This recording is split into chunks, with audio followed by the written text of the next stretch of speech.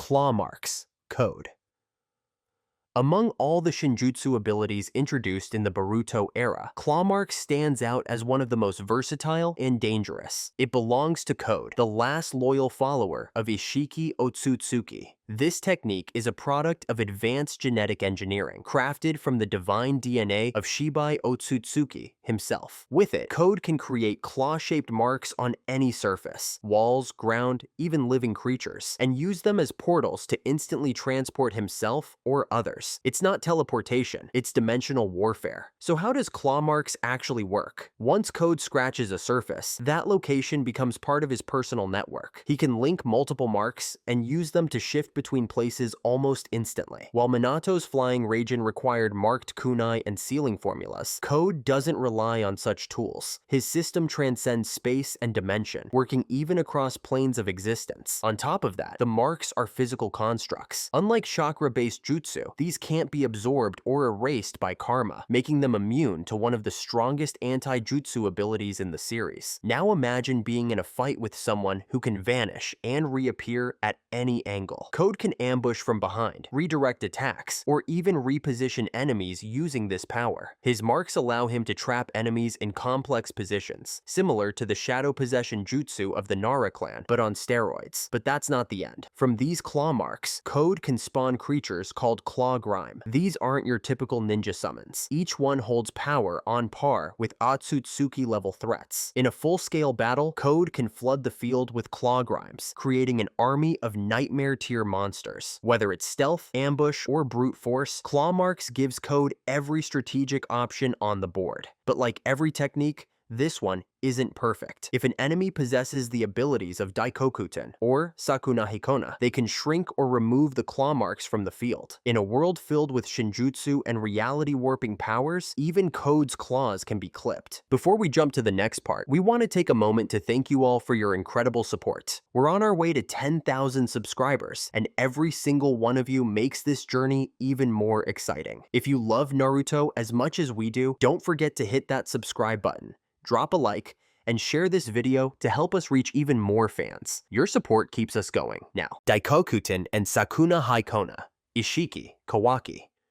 If claw marks is about dominating the battlefield, then Daikokuten and Sakunahikona are about redefining reality itself. These twin techniques were wielded by Isshiki Otsutsuki and later inherited by Kawaki through karma. Both are rooted in the essence of Shibai Otsutsuki's divine biology. Together, they form one of the most broken combos in the Naruto universe. Let's start with Sakunahikona. This power allows the user to instantly shrink non-living matter and even their own body. It doesn't matter if it's a massive weapon, a complex chakra construct, or the user's full-sized form. Everything can be miniaturized in a blink. This makes it perfect for evasion, infiltration, and surprise counterattacks. On the other hand, Daikokuten allows the user to store these shrunken objects in a separate, timeless dimension. Think of it as an inventory slot in a video game, but on a god-tier scale. With a thought, Isshiki could summon massive black rods or ultra-dense cubes out of thin air, all with precise timing. Kawaki later demonstrated how terrifying these powers could be in real combat. By combining Sakunahikona's instant shrinkage with Daikokuten's storage and release, he could disappear, strike from an unexpected angle, and then vanish again before anyone reacted. The massive black cube, which he dropped on Naruto during their confrontation, was so dense and heavy that even Baryon mode Naruto struggled to stop it. That moment wasn't just a flex, it was proof of how lethal these techniques are. Sasuke, one of the most skilled shinobi alive,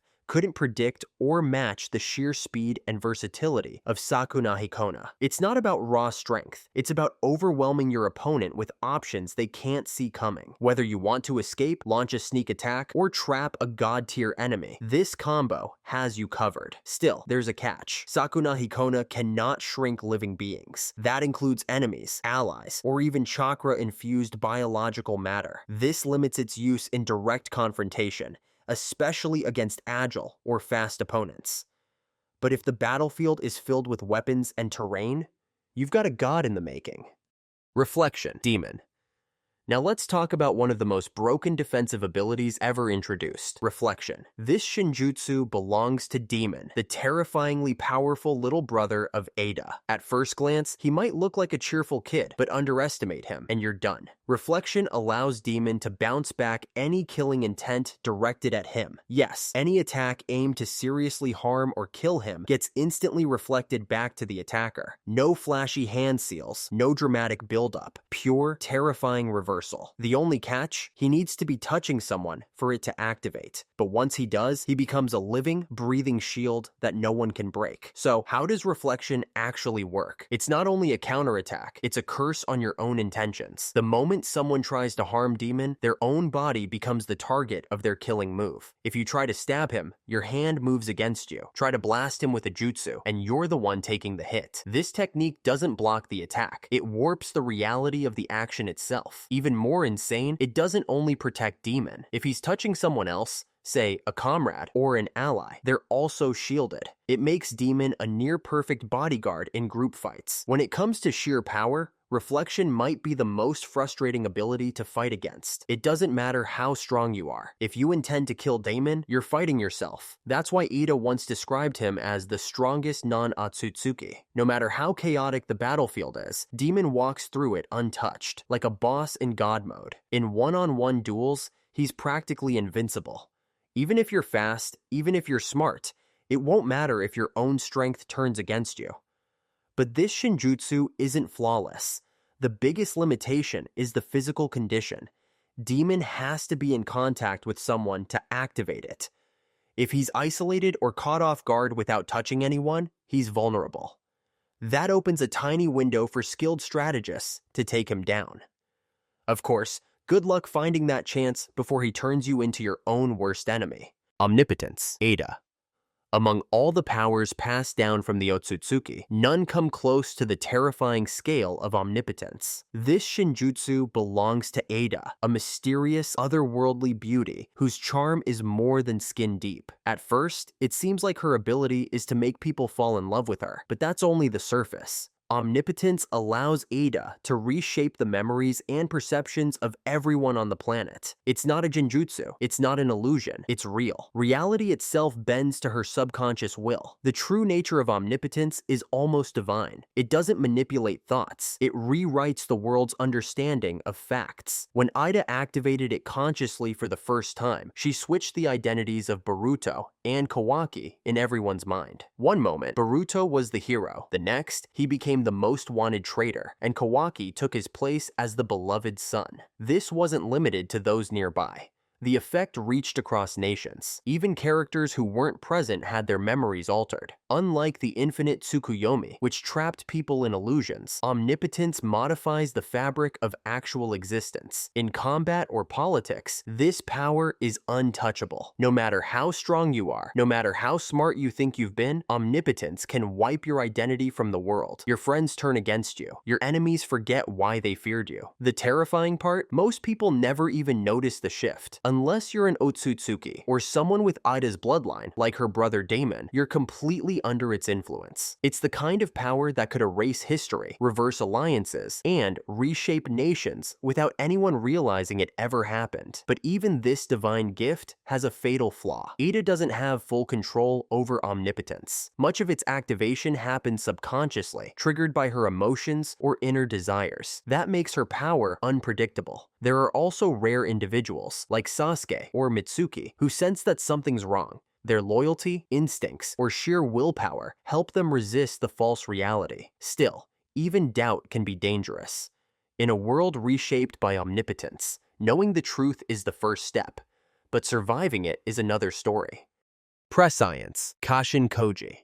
Precience is one of the most underrated Shinjutsu in the entire Naruto-Boruto universe. Wielded by Kashin Koji, yes, the enigmatic clone of Jiraiya, this ability allows him to foresee multiple potential futures and prepare accordingly. It's not about predicting someone's next move. Precience grants Koji the strategic edge to navigate complex battles and world-shaping conflicts with terrifying precision. Whether it's countering overwhelming enemies or outsmarting someone like Ada, Koji's gift makes him more than just a fighter. It makes him a tactician. Mechanically, Prescience works by revealing branching timelines, alternate outcomes based on current events. Koji observes these possibilities, then makes real-time decisions to guide himself toward the best future. In battle, this allows him to preempt attacks before they even happen, but the ability goes far beyond combat. Koji used it to train Boruto, combining techniques and decisions from multiple futures into one optimal path. This led to the rise of what fans now call the strongest version of Boruto, forged not just through effort,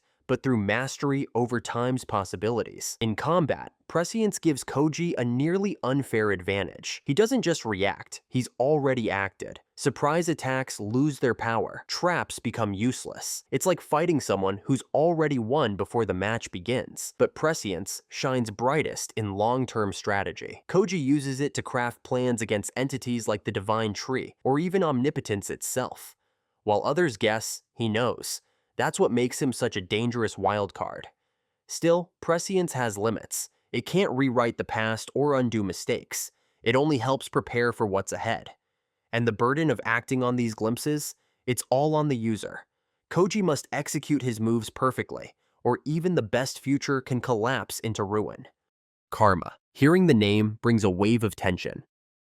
This mark is a seal, a gateway to godhood and destruction. Born from the power of the Otsutsuki, Karma allows these ancient beings to store their genetic data within a host, essentially turning them into vessels for resurrection. But Karma isn't about bringing someone back to life. It's also a Shinjutsu that grants the user overwhelming strength, regeneration, and mastery over space-time. Boruto and Kawaki, branded by Momoshiki and Isshiki, have become the new faces of this terrifying power. At its core, Karma functions like a living backup drive. It absorbs chakra, devours ninjutsu, and boosts physical attributes to superhuman levels. With it, Boruto can fly, disappear from sensory detection, and even use Momoshiki's techniques. Kawaki, on the other hand, focuses more on defense and counters, absorbing incoming attacks and launching brutal follow-ups. One of Karma's most broken abilities? Instantaneous space-time travel. No hand seals, no prep, just vanish and reappear across dimensions. It's a cheat code in ninja form, but what really sets Karma apart is its symbolism. It's the Otsutsuki's answer to death, a bridge between mortality and immortality. For Boruto, it's a curse that slowly strips away his humanity. For Kawaki, it's the key to his ideal future, a world where he can protect Naruto, no matter the cost. Both boys carry their karma differently, but the result is the same.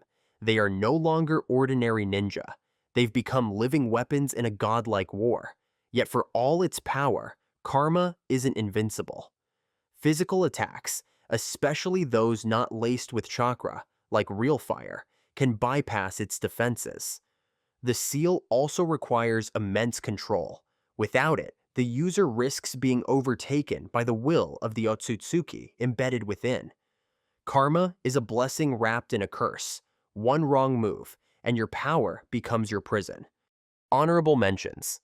Not all legendary techniques are officially classified as Shinjutsu, but some come extremely close. These abilities show divine-like power, yet lack direct confirmation from the lore. Still, due to their unique nature and overwhelming impact, they deserve recognition. Let's break down two of the most notable ones, each bending the rules of reality in their own way. Isshiki Otsutsuki had one of the strangest Rinnegan variants we've seen. With it, he could rewind time by a few seconds, allowing him to instantly undo mistakes or escape deadly attacks. It wasn't prediction like Kashin Koji's Prescience, it was actual time manipulation. If a blow was about to land, he'd simply reverse the moment and move before it hit. This gave Isshiki a huge edge in battle, especially in one-on-one fights. However, the technique had limits.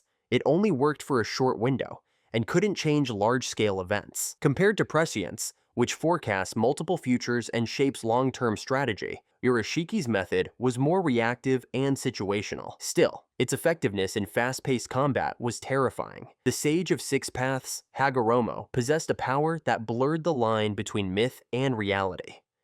Using yin-yang release, he could create matter from nothing, even life itself. His most famous feat was crafting the tailed beasts from raw chakra, molding personalities and forms out of thin air. This technique, known as creation of all things, appears to match the concept of Shinjutsu, altering reality through divine means. However, there's a catch. Unlike modern Shinjutsu derived from Shibai Otsutsuki's DNA, Hagoromo's ability came from spiritual mastery and unique chakra control, not from direct divine inheritance. That makes its classification uncertain. Still, its influence on the world was undeniable, and many consider it the original god-tier jutsu, the root of all modern power. Boruto's Jugon, Pure Eye. The Jugon, or Pure Eye, is a unique dojutsu possessed by Boruto Uzumaki. Unlike traditional Kekkei Genkai, it was not inherited, but rather activated through Toneri Otsutsuki's intervention, marking Boruto as the Star of Hope. Although the full extent of its power remains unclear, the Jugon stands out due to its mysterious origin and unmatched potential. Its abilities appear to draw inspiration from the Byakugan, Sharingan, and Rinnegan, combining their strengths into one powerful eye. As the threats of the Otsutsuki and the Shinju grow, the Jogan is increasingly seen as Boruto's ultimate weapon, and possibly the shinobi world's last hope. The Jugon grants Boruto extraordinary perception, enabling him to see the flow of chakra in detail. Similar to the Byakugan, it can detect weaknesses in an opponent's chakra system and anticipate their movements with uncanny precision. More importantly, it allows Boruto to perceive dimensional tiers and track beings that travel through space-time, which surpasses the capabilities of most high-tier ninja. The eye is also sensitive to negative emotional intent, a trait reminiscent of Naruto's sensory abilities in Tailed Beast mode. Unlike other dojutsu, the Jugon seems to activate in response to powerful threats, especially those related to the Otsutsuki, suggesting a deep, perhaps spiritual, connection to higher dimensional forces. Though Boruto currently cannot activate it at will, the eye appears during key moments, hinting that it reacts based on instinct, danger, or subconscious need. In combat, the Jugon offers Boruto a huge strategic advantage. Its ability to detect incoming attacks, identify chakra-based weaknesses, and track opponents across dimensions makes it extremely versatile. For example, Boruto can sense invisible enemies, predict ambushes, and even find openings in otherwise perfect defenses. This makes him extremely hard to catch off guard. In battles where Momoshiki's essence takes over, the Jugon often activates, reinforcing the idea that it's closely tied to Boruto's Otsutsuki transformation. As Boruto grows stronger and gains more control over Momoshiki's power, the synergy with the Jugon is expected to deepen. Additionally, the Jugon is one of the few abilities that might counter Shinjutsu, since it allows Boruto to perceive the distortions and manipulations of reality itself. In future confrontations with entities like the Shinju or Code, the Jugon may provide the key to understanding and overcoming godlike abilities. It is a lens through which Boruto sees the true structure of the world. The Jugon is still developing, but its potential is limitless. Many believe it will become the ultimate eye technique, surpassing even the Rinnegan. As Boruto continues down his destined path, the Jugon will likely be the power that defines him, shaping not only his identity, but the fate of the entire shinobi world. Thanks for watching till the end. See ya.